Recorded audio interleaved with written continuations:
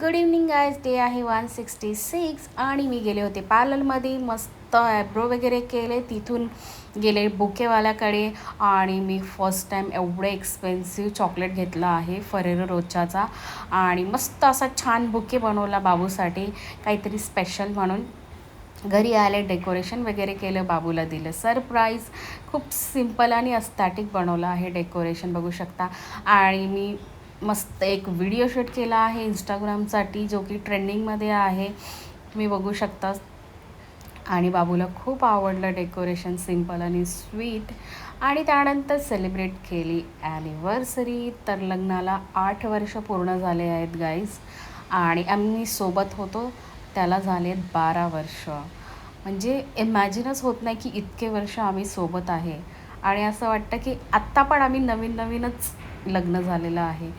Thank you for watching. असेच माझे blog बघत राहा.